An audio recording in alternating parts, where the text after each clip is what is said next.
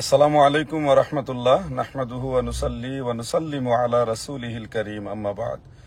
প্রিয় সুন্নি জনতা, মুমিন মুসলমান ভাই ও বোনেরা, আপনাদের জন্য সুসংবাদ হলো যে মুর্শিদপুর পাক দরবার শরীফ এখন বর্তমানে সুন্নি জামাতের দখলে।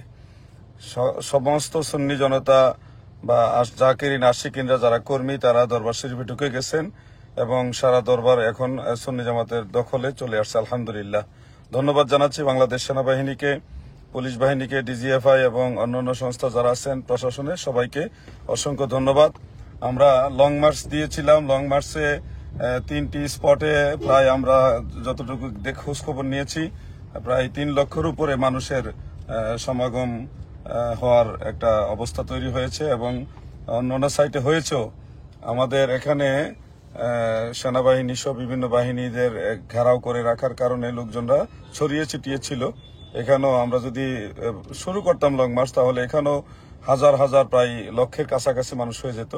তো আলহামদুলিল্লাহ, প্রশাসনের সাথে আলোচনার সাপেক্ষে আমরা সুন্দর একটা ফলাফল পেলাম। আমাদের মূল মাকসাদ হলো বাতিলদের খপ্পর থেকে মুর্শিদপুর দরবার শরীফকে সুন্নিয়তের আন্ডারে পুনরায় উদ্ধার করা। তো বাংলাদেশ সেনাবাহিনীকে এবং প্রশাসনকে অসংখ্য ধন্যবাদ, তারা তাদের কথা রেখেছে এবং সেই দরবার উদ্ধার করে আমাদের সুন্নি জামাতের হাতে দিয়েছেন। তো আপনাদের সবার কাছে বলছি, অনেকেই অনেক ধরনের কথা বলেছেন, আমরা সবগুলি লক্ষ্য করেছি। আমাদের মূল লক্ষ্য লং মার্চ ছিল না, আমাদের মূল লক্ষ্য ছিল দরবার উদ্ধার করা।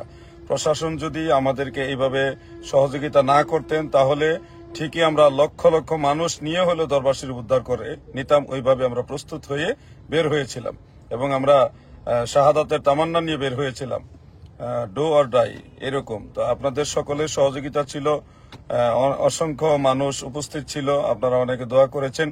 শেরপুর, জামালপুরের ওই অঞ্চলে, টাঙ্গাইল অঞ্চলে জাকের ভাইরা তারাও অক্লান্ত পরিশ্রম করেছেন, শ্রম দিয়েছেন এবং সেনাবাহিনীর সাথে আলোচনা সাপেক্ষে আমাদের সকল কর্মীরা এখন সেই দরবার ঢুকে গেছে। এখন একটা জিনিস সবচেয়ে বেশি খারাপ লাগে যে যারা মাদ্রাসার মুহতামিম এবং যারা মাদ্রাসা শিক্ষক, মসজিদের খতিব, আজকে জুমার দিনে এরকম বহু খতিব নামাজ পড়াইছে যারা ছাগল চোর। আজকে জুমার দিনে এমন বহু খতিব নামাজ পড়াইছে যারা গরু চোর। তো গরু চোর, ছাগল চোর, ডেক চোর, চাউল চোর, এই ধরনের চোর খতিবদের পিছনে আপনারা নামাজ পড়েছেন। কিন্তু তা আপনারা বলেন এটা কোন ইসলাম? এটা কি ইসলাম শিক্ষা দেয়?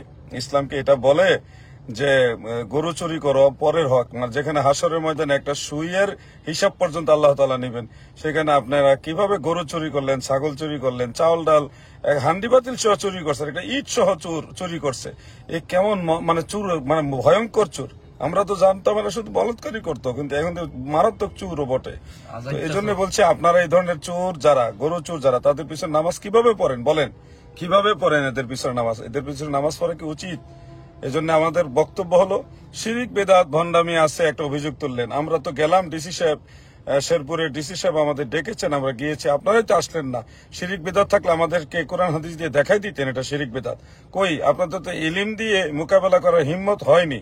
এই জন্য দেশবাসীর প্রতি আমার সুস্পষ্ট বার্তা হলো, আহলে সুন্নাত ওয়াল জামাত যদি ঐক্যবদ্ধ হয় তাহলে কোনো বাতিল এই সুন্নিয়তের শক্তির সামনে দাঁড়ানোর সক্ষমতা রাখে না। এজন্য ঐক্যবদ্ধ থাকবেন। শহীদ আল্লামা নুরুল ইসলাম ফারুকী রহমতুল্লাহ আলাইহি বলেছেন, পীর যার যার, সুন্নিয়ত সবার, যার বাস্তবতা আমরা আজকে দেখেছি। এবং এই ঐক্যবদ্ধ আন্দোলনের মাধ্যমে মুর্শিদপুর দরবার আবার আমাদের পুনরায় ক্যাপচারে চলে আসছে। পুরো দরবারটাকে তারা এই নবীর দুশমনরা, ইয়াজিদ বাহিনীরা ধ্বংস করে দিয়েছে।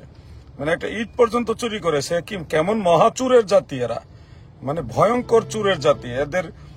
এদের যে জাহান্নামের কোন জায়গায় জায়গা হবে সেটাই চিন্তা করতেছি।